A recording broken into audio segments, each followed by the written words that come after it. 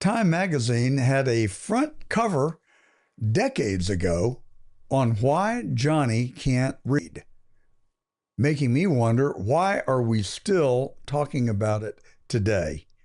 Chris Papst is a reporter in Baltimore for the Fox affiliate, and he has authored a book called Failure Factory. Kind of says it all, really. Chris, what got you interested in the topic? Well, I'm an investigative reporter. I work for Fox 45 News in Baltimore. And before that, I was an investigative reporter for the ABC News affiliate in Washington, D.C. And the company that I work for, Sinclair Broadcasting Group, called me one day and said, "Hey, you want to come to Baltimore, leave D.C., and start this thing called Project Baltimore, working for Fox 45 News." And what we are is that we're a team of five, and there's two photographer editors, two producers, and myself. And we focus purely on public education. And to answer your question, the reason we chose public education is largely because of how you open this segment, that we can see that our students are underperforming academically, but yet at the same time, we can see that we are putting incredible amounts of money into public education.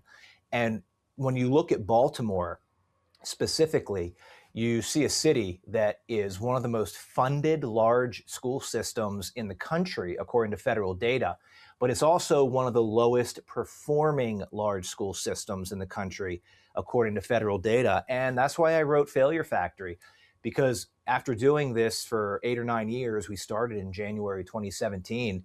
I think that people need to really understand what's happening in our public education system, because it's a problem. And I know that we're going to talk about it throughout your show here, but we have a significant problem in public education, and it's a very expensive problem. And if we don't fix it, we're going to be in big trouble if we're not already in big trouble. So, what conclusions did you come to in writing the book? What is the core of the problem, would you say? Or is it just that easy? Maybe it's a multitude of factors, probably. But Sure. So in 2017, in January of 17, when I came from DC to Baltimore to start this Project Baltimore project, a lot of people had said to me, because I had already developed a pretty good reputation as an investigative journalist in the nation's capital, they said, "Listen, Chris, if you're going to do this, if you're really going to dive into public education, what you're going to find is that public schools no longer prioritize educating kids. They prioritize the acquisition of funding, and then they use that funding to hire adults to grow the political power and influence of public education." And this was 2017.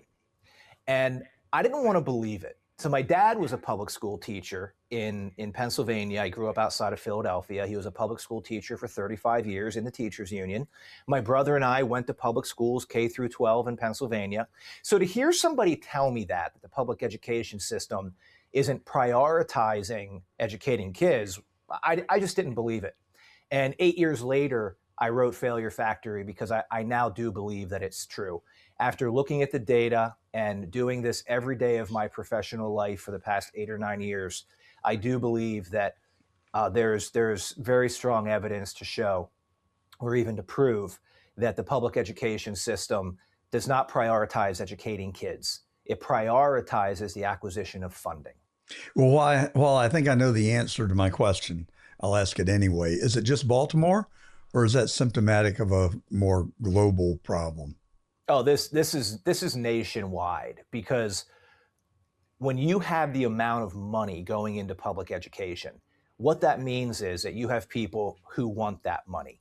And they're not necessarily getting into public education because they want to help kids. Many of them do, but we're seeing a growing number of people that are getting into public education because it's a means to acquire great wealth. And that's why I wrote Failure Factory, because I want to show the rest of the country what is happening, what is really going on inside of our public schools, because we cannot continue to go down this path. And I make the point in the book that Baltimore is really at the end stages of what a failing public education system does to a society, does to a community. If you look at Baltimore, you see a city that used to have around 1 million people. It's now down to 550,000, and every year it's getting smaller and smaller. And every year, Baltimore City is consistently ranked one of the most dangerous, crime-ridden, murderous places in the Western Hemisphere, not just America, in the Western Hemisphere. 20 to 25% of the people in the city live in poverty. There's 15,000 empty buildings that are just blighted structures. It's a really struggling city. And I make the case that all of that stuff I just mentioned, it's not the problem. It's a symptom of the problem. The problem is that there's a failing public education system that is simply not giving the people of the city the education that they need to be able to take care of themselves and their families. So that's the point of Failure Factory. I'm taking you inside of these public schools. I'm showing you how they spend their money, where they spend their money, how they're manipulating, how they're changing grades to push kids through the system to eventually give them a diploma that some of them, and this is not hyperbole, a diploma that some of them cannot read. That's the state of public education in Baltimore, and it's certainly in many other places around the country. It makes you scratch your head, really. I mean, after spending all of this money, it does sound like a failed system for the most part. And most of the people that I know attended private school. They weren't even dependent on the public education system. Yet the people in public education are defiant when it comes to vouchers or home education or charter schools. You name an alternative and they're violently opposed to it. You would think they would care. Well, the status quo makes them a lot of money. Why would they want to deviate from the status quo? It's like we just talked about. People are getting into public education now because it's a means to acquire wealth. Let's just talk about the money just for a second. Yeah. So what Failure Factory is, it's an 8-year study, right? And I think that really what makes this book different than a lot of other books about education is, first, it's not written by a scholar. It's not wonky college talk. It's written by me, writing the way that I'm talking to you now. It's written by a reporter who's been covering this stuff every day. And I take you year by year, and I show you really what's going on. So over the 8 years, we'll start in 2016, 2017 school year to the 2024, those 8 school years. In 2017, Baltimore City Schools' budget was $1.3 billion. In 2024, 8 school years later, it was $1.7 billion. So the school system got $400 million more dollars a year over those 8 school years. With a declining enrollment, right? If the city population went from 1 million to 500,000, I assume that would show up in the enrollment in public schools. Of course, yes. So they got about a 30% increase in funding. The graduation rate in 2016, 2017, was 70%. The graduation rate in 2024, which is the last year for which we have data because public education data lags a year, it was 70%. So with a 30% increase in funding, the graduation rate didn't budge. So taxes went up. Taxpayers are being asked to put a massive amount of additional money into public education, and there is no return on that investment. So let's talk about a little bit more student outcomes. In 2017, 11% of the kids in Baltimore City were proficient in math. 11. In 2024, it was 10%. 90% of the kids in Baltimore City did not test proficient in math, with a $400 million increase in funding per year. And I'll just go to one more data point here, and I think this really drives the point home. In 2017, Baltimore City had 5,142 teachers, 5,142. In 2024, 8 years later, 8 school years later, they had 5,142 teachers. They got $400 million additional dollars a year and did not hire any additional teachers. And it goes back to the premise of Failure Factory. The priority of the school systems are not to educate kids, is to acquire funding and then use that funding to hire adults. Now, in those 8 school years, Baltimore City hired 1,300 additional employees. 1,300. None of them were teachers. The money isn't getting to the classroom. And I make the case in the book is because it's not designed to go into the classroom. The money is designed to go to the adults. Well, I grew up in Georgia and raised my family there. And we hadn't elected a Republican governor since Reconstruction. Roy Barnes, the then current governor, took on the teachers union and tried to hold them accountable. It kind of backfired because they drummed him out of office. He lost his second term.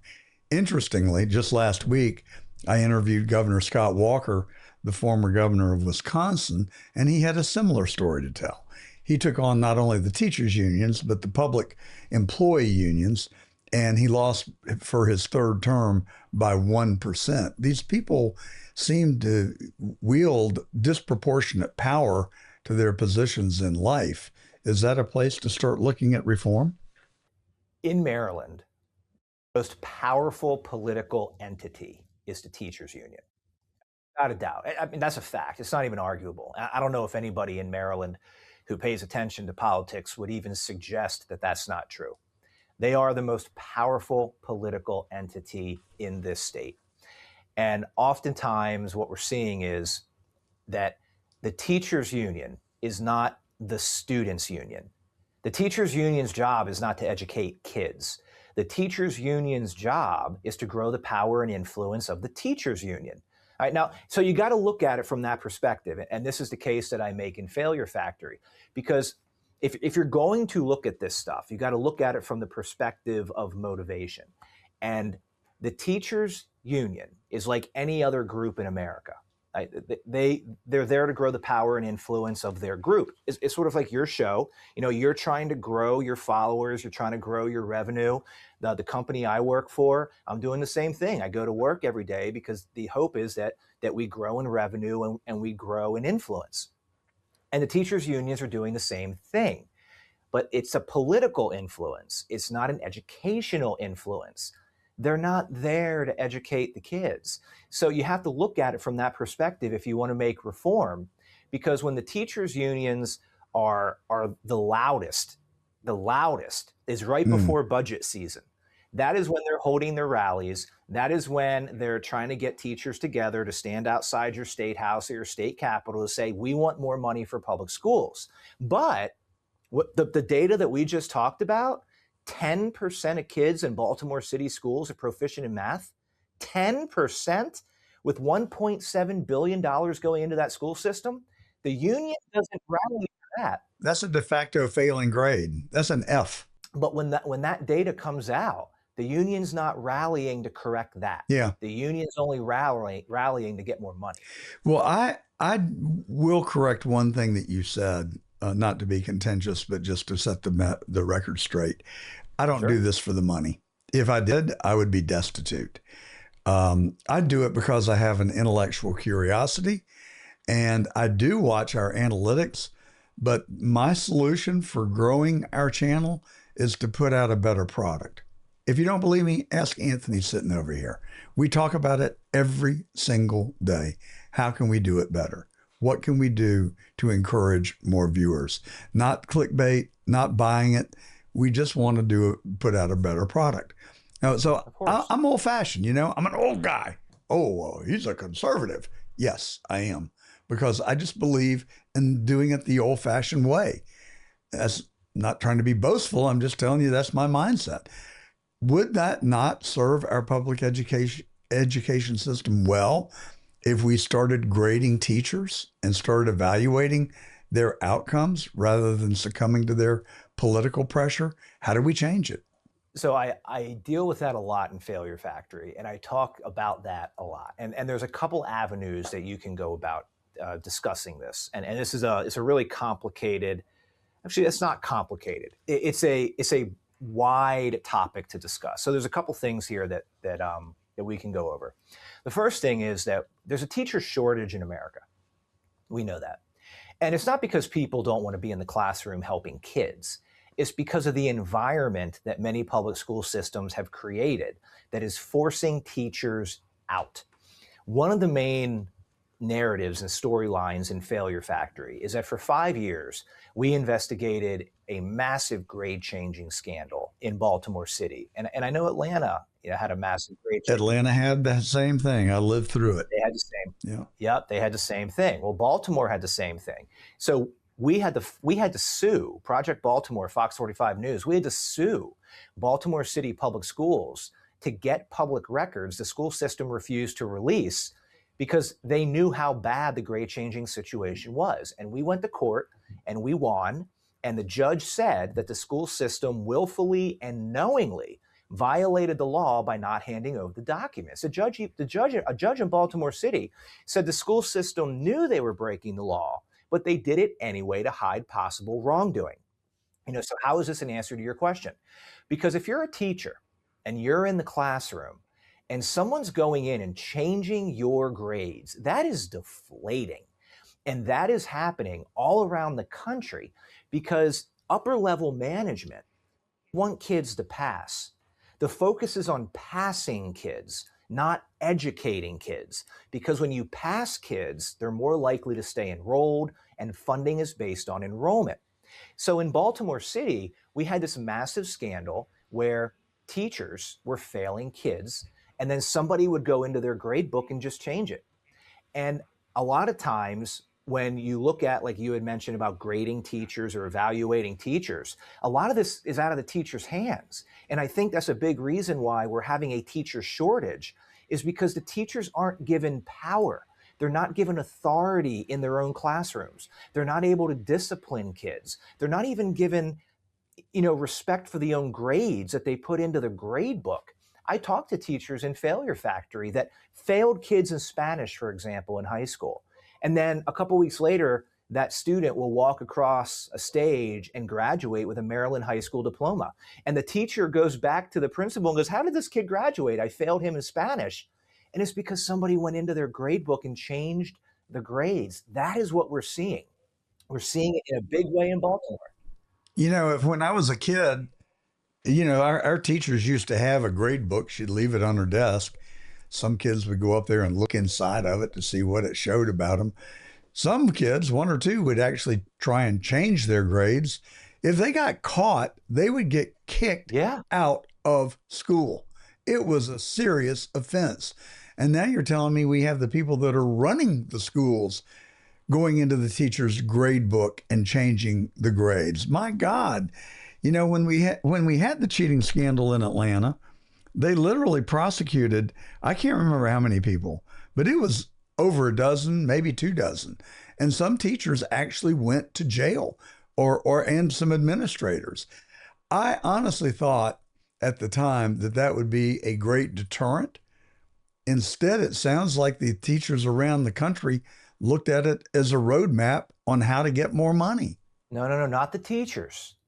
No, the administrators, because you have, when we sued Baltimore City, and I have the emails in the book, we got 8,000 emails, many of them from teachers writing emails to their administrators saying, "Why are you changing my grade?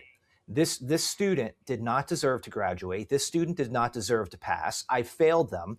They never showed up to class. They didn't do any homework. Who is going into my grade book," and they're digital grade books now, "who is going in and changing the grade to pass these students?" This is happening in a big way. And I think it's really leading to a lot of the educational issues we're having in America, because teachers don't want to live in those current conditions. They don't want to spend their professional lives trying to help kids. And then somebody above them who's not in the classroom comes in and greatly affects that child's life by passing them and showing that child that they're not going to be held accountable for their actions. And that's largely what we're seeing in public education now. And if you have any teachers that are listening to us right now, I know that they're nodding their head, because the teachers aren't given authority in their classrooms. They're not given authority to discipline kids. A child acts out in the class, they send them to the principal sends them right back. And why do they do that? Because it goes back to the premise of Failure Factory, my book Failure Factory, because the schools are not prioritizing educating kids. They're prioritizing the funding. And how do you get more money? By doing everything you can to keep every student enrolled so the money continues to come in. So in Minnesota, Nick Shirley just revealed, although he didn't just reveal, it's been known for 10 years, but his videos went viral. And so now everybody knows that money flowed from the federal government to the city government, which then paid for 1,000 children's daycare centers, which were just shams. They had brick and mortar, but the windows were blacked out, the doors were locked, and no kids came in. Is that what you're talking about? Or is it just moving money from the federal government to the state government, which I suspect that a bureaucrat would rationalize, well, they're taxing us so we can send it up to them. We may as well get it sent back to us. Better to come back to Maryland than Georgia. Do you think that's what's going on? Or is there outright corruption and fraud? Oh, there is certainly outright corruption and fraud. I document this over 8 years of failure. About 10% of a school system's budget is federal dollars. Most of it comes from local and then state, and about 10%, 10%, somewhere in there, are federal dollars. And that's pretty consistent throughout the country. And that's part of the reason that I wrote this book, is because this affects everybody. This is not a local issue. Public education is a national issue. And what we're talking about here is we're talking about things that are happening throughout the country, because there is just simply so much money that is being put in. But as far as fraud, let me talk about. I'll give you a couple more examples from my book of what's happening in Baltimore City. I had, in one of the schools that we investigated, a high school in Baltimore City, I had student transcripts given to me by somebody at the school. And what I found was there was a student who graduated who missed 120 days of school his senior year. 120 days. There's 180 days in a school year. He missed 120. So on the transcript, there's an address. I went to the kid's house and I knocked on his door. He was 20 years old at this point. And I have the entire exchange in the book of the conversation that he and I had, because he answered the door. I had my cameras all around me, and I identified myself. I said, I have a mic on. Can I ask you a couple questions about your high school experience? And he said to me that there are kids graduating who should not be graduating. But the school system is taking off on their state diplomas and giving these students high school diplomas that the students themselves are telling me that they did not earn. Now, if that doesn't sound like fraud, I'm not sure what does. I think that is fraud. Well, where is the money landing? Where is it ending up? It's ending up in the hiring of the adults for the school system. So it's not stealing. They're not stealing the money. I mean, you could say they're stealing, but it's not surreptitiously going into the pockets of a few people, like in Minneapolis, where it's, they're Somalis that are there collecting the money and sending it back to the Middle East, who are funding terrorist groups, is the belief. Well, it depends on how you want to look at this. So when you have public education that is funded based on enrollment, how accurate is the enrollment? And here's where I'm going with this. So in Failure Factory, we did a long investigation into, are the enrollment numbers even accurate? And it turns out they're not.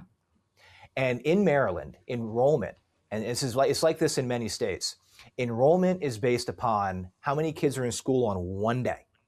In Maryland, that one day is September 30th. That one day determines the funding, the entire funding that a school gets. So what schools will do is that they'll just try to get kids to school on that one day, enroll them quickly. And that kid never even has to come to class the rest of the school year, and that school will get funding for that kid. And this is happening. We've documented that this is happening. But that is a way that schools are increasing the amount of money that they're getting. And in Failure Factory, some of the investigations that we have done have led to the school systems giving money back to the state for fraudulent enrollment, kids that were enrolled that never should have been. And this is happening all across the country because it's very easy to do. And this year, we did an update to one of the stories where in Maryland, and last year, there were 11,000 kids, equals $168 million in funding, 11,000 kids that were enrolled and then went missing. Now think about that for a second. This is Maryland State Department of Education data. 11,000 kids were enrolled in their school on September 30th, and then the school couldn't find them after that. So taxpayers gave schools $168 million to educate kids who were not there. They were not in the school. But this is allowed to happen in states like Maryland. Is anybody doing a perp walk, or is it going to happen? Nope. No. So everything that we've talked about so far, everything, the grade changing, graduating kids who can't read, graduating kids who miss 120 days of school, fraudulent funding and enrollment, no one, to my knowledge, has been arrested or charged with any crimes for any of this. And that's part of the problem. That's one of the big reasons that I wrote Failure Factor. We started this podcast by saying, listen, I'm trying to inform people about what's going on in the public schools, and you're hitting on everything right now. You're hitting on the fraud, you're hitting on the amount of money that's going to educate kids there, graduating kids who can't deserve it. This is what's happening in our public education system. It's such a shame as I'm listening to you talk about it. Well, before I go there, who is the gatekeeper? Where does the buck stop? Is it with the U.S. Department of Education? Do they determine the funding? No. Are they supposed to be the police? No. So the buck stops with the elected officials in the states who give the money to the school systems.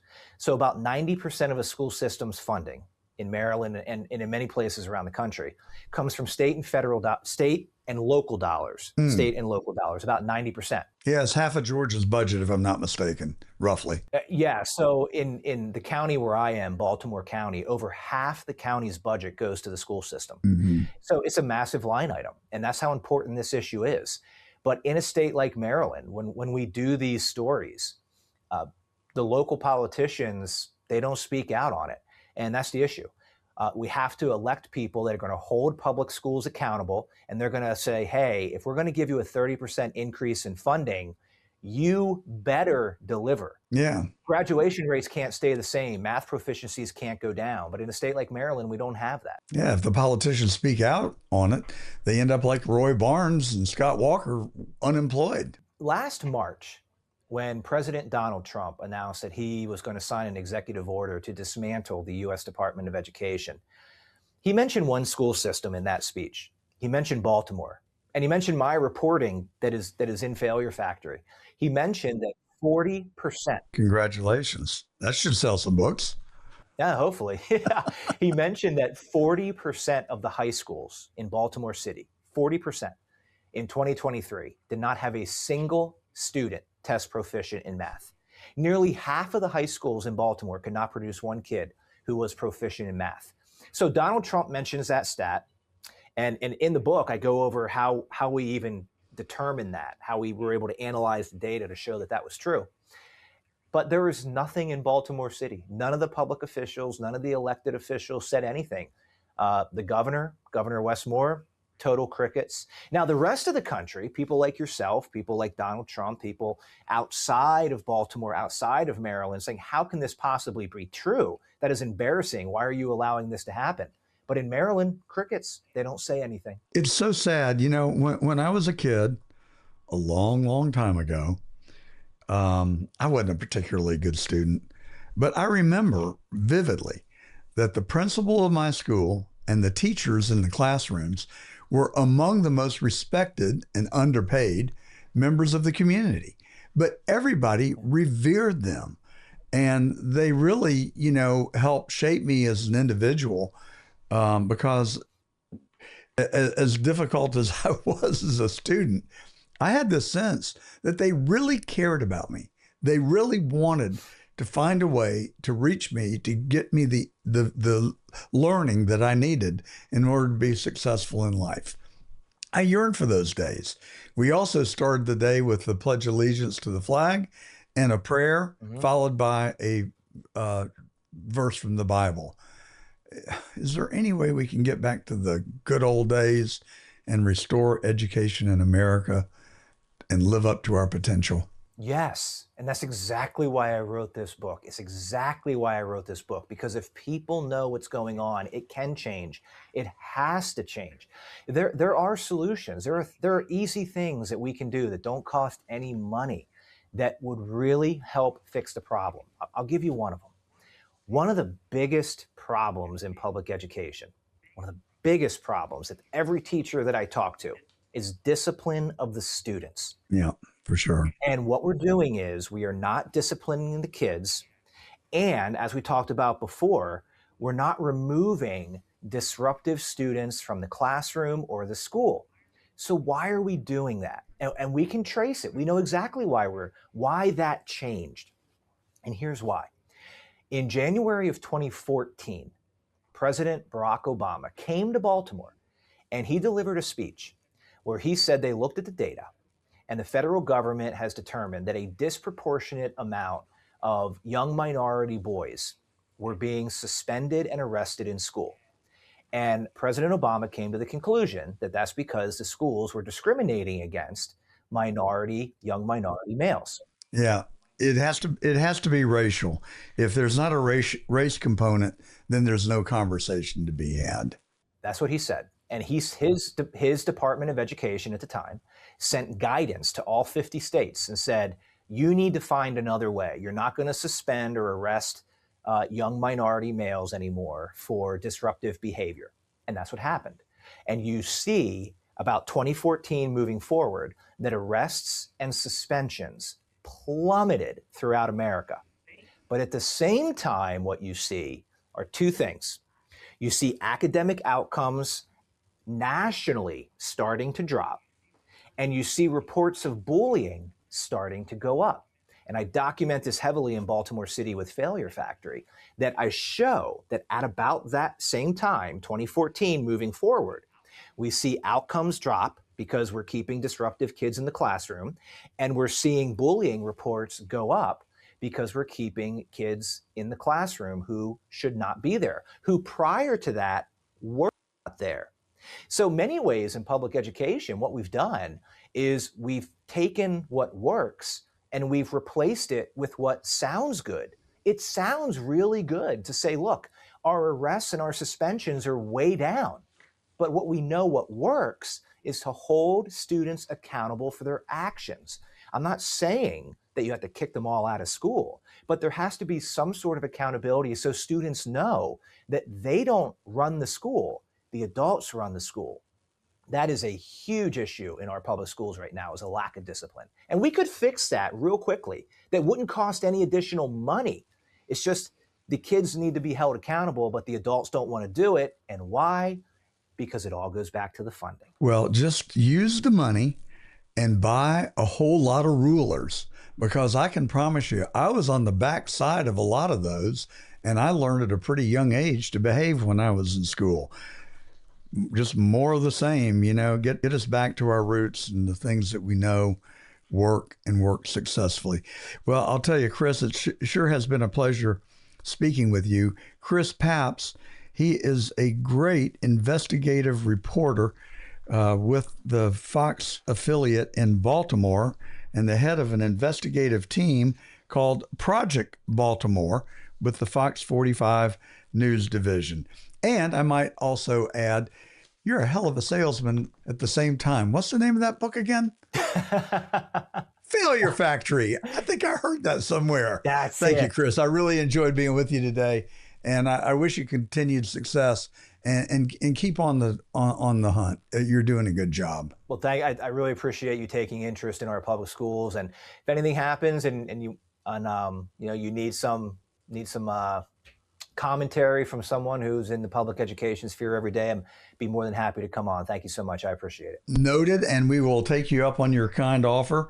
And I do hope that this is the first of many conversations that we will be pleased to have with you. Thank you so much, and have a great rest of your weekend. Thank you, sir.